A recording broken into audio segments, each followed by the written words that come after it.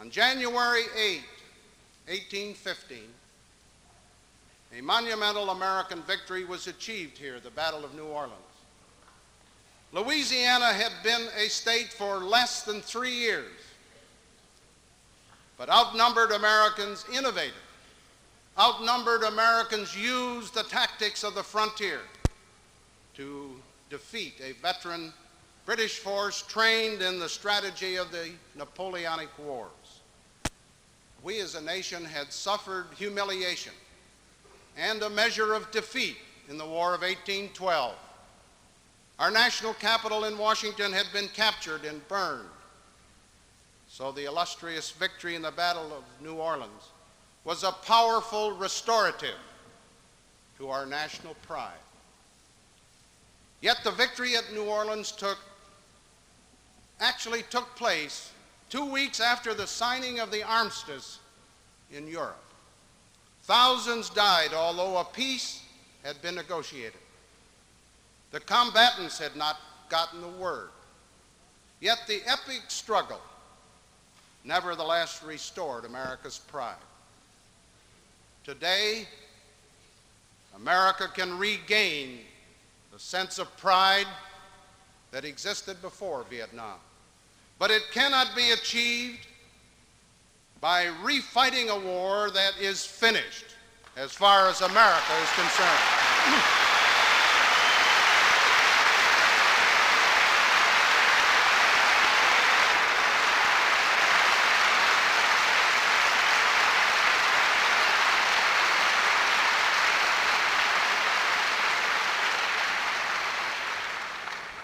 As I see it, the time has come to look forward to an agenda for the future, to unify, to bind up the nation's wounds, and to restore its health and its optimistic self-confidence.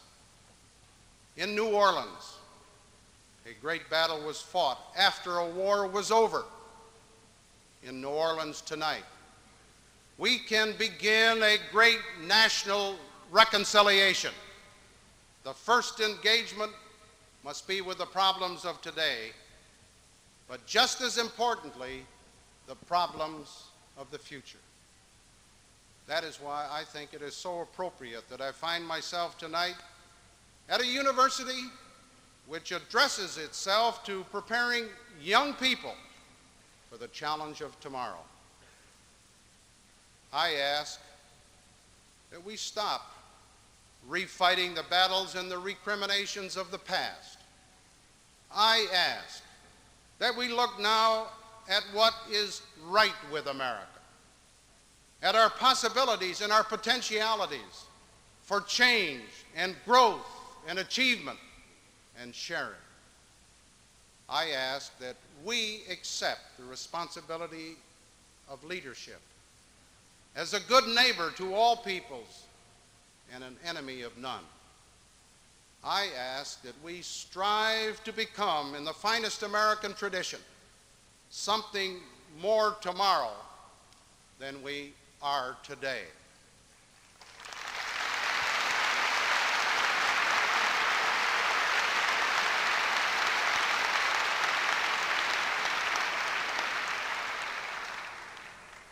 Instead of my addressing the image of America, I prefer to consider the reality of America.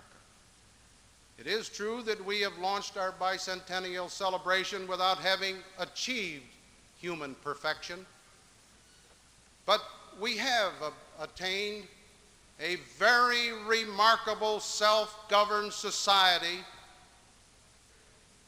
that possesses the flexibility and the dynamism to grow and undertake an entirely new agenda, an agenda for America's third century. So I ask you to join me in helping to write that agenda.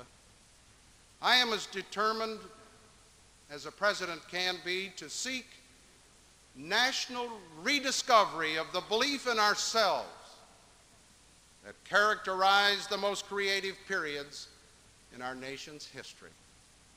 The greatest challenge of creativity, as I see it, lies ahead. we, of course, are saddened indeed by the events in Indochina. But these events, tragic as they are, portend neither the end of the world nor of America's leadership in the world. Now,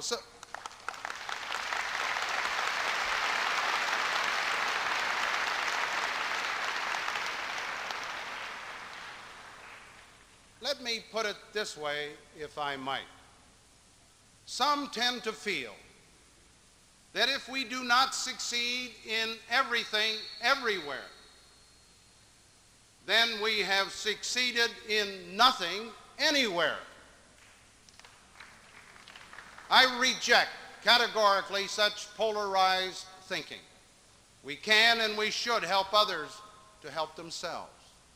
But the fate of responsible men and women everywhere in the final decision rests in their own hands, not in ours.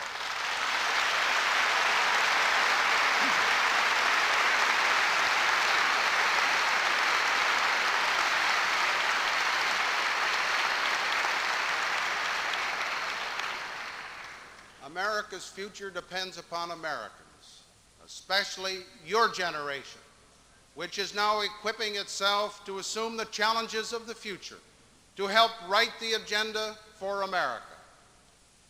Earlier today in this great community, I spoke about the need to maintain our defenses. Tonight, I would like to talk about another kind of strength, the true source of American power that transcends all of the deterrent powers for peace of our armed forces. I am speaking here of our belief in ourselves and our belief in our nation. Abraham Lincoln asked, in his own words, and I quote, "What constitutes the bulwark of our own liberty and independence?" And he answered, "It is not our frowning battlements or bristling seacoasts, our army or our navy, or our defense is in the spirit which is prized liberty as the heritage of all men in all lands everywhere." It is in this spirit that we must now move beyond the discords of the past decade. It is in this spirit that I ask you to join me in writing an agenda for the future.